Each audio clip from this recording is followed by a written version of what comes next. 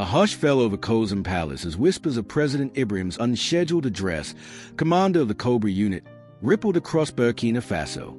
From northern hamlets to the bustling streets of Ouagadougou, citizens clustered around radios and screens.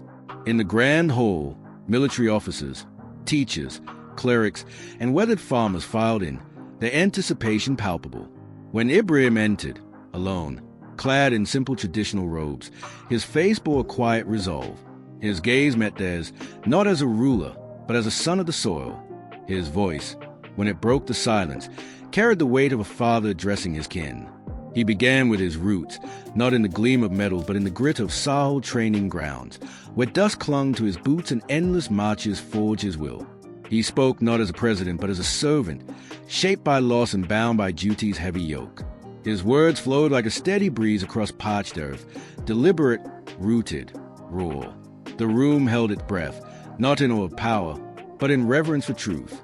Then came the words that stunned the whole. He would step down as head of state. A taut silence gripped the air, eyes wide, hearts racing. Yet his voice remained calm, unwavering. This was no surrender, he explained, but a redefinition of service. He unveiled his vision, an international mission, not to chase influence, but to shield Africa's future. He would spearhead a humanitarian platform to combat climate crises, hunger, and medical neglect, a network of resilient centers, free from foreign strings or bureaucratic quagmires, designed to reach the forgotten faster than any global framework could. His departure was no retreat, but a key to unlock doors long shut to the continent. Shock gave way to contemplation, then to a quiet spark of understanding. Ibrahim spoke plainly, owning his missteps, moments of haste, voices he'd failed to heed. He invoked his mother, who sent him to school with only bread in his pocket, and his father, who bore hunger without complaint. Their lessons of dignity anchored him. He recalled fallen comrades of the Cobra unit, their names etched in his soul, and the women waiting for water in distant villages, their faces haunting his quiet hours. These, not titles or summits, fueled his purpose. Stepping down, he said, was not abandonment but a shift to a wider battlefield, where he could serve beyond the presidency's walls. The office had given him a stage, but the people's stories gave him meaning.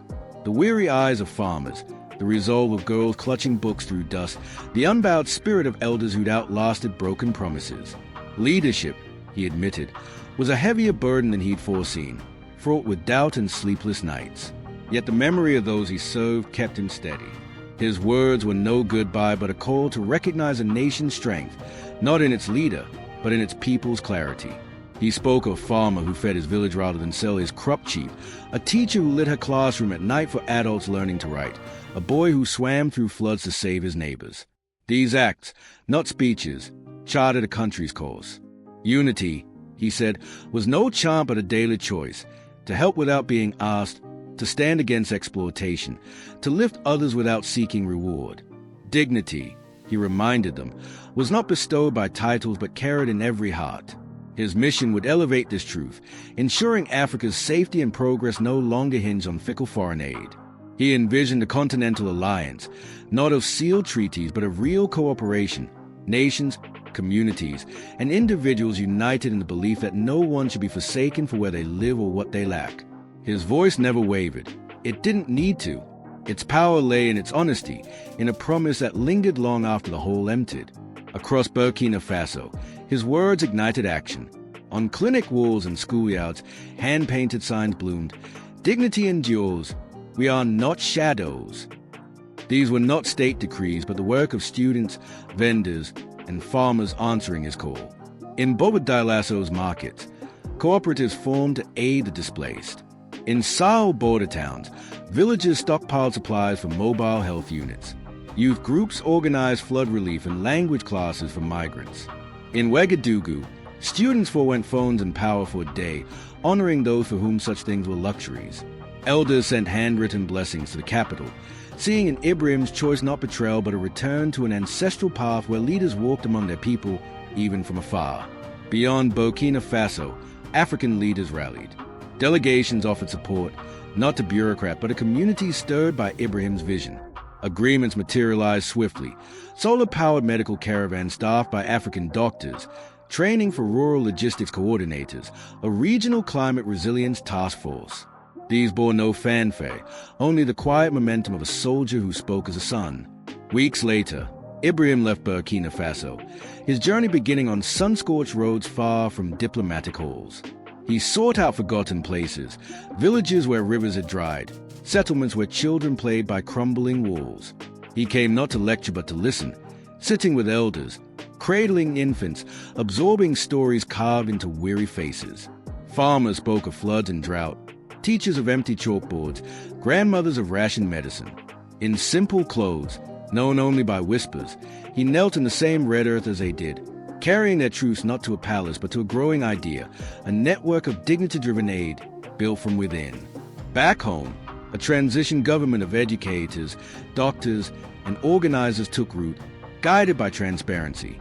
Public institutions hummed, health reports updated, councils met, schools in flood zones reopened with new protocols. Citizens didn't wait for a new icon. They turned inward, forming oversight committees, reporting corruption, holding forums. Ibrahim's absence left no void but a mirror, reflecting a people reclaiming their progress. Markets rebuilt, wells dug, youth surveyed schools, all without his face, yet marked by his spirit. Deep in the continent, Ibrahim became a bridge between need and action, despair and renewal. No longer issuing orders, he connected, listened, advised. He carried letters, negotiated aid, designed mobile units that could shift from vaccines to shelter in hours. Exile was no word for this. It was growth, a step aside to let his nation rise. In a single public note, he wrote, "Walk far from the fire, and its light grows clearer. You see what you fight for." The word spread on buses, in shops, across school walls, not as a state seal, but as a people's truth. Ibrahim had not returned in flesh, but his rhythm pulsed in a nation that no longer feared its future. They carried it themselves, guided by signs painted by ordinary hands, pointing to a horizon they now knew was theirs to shape.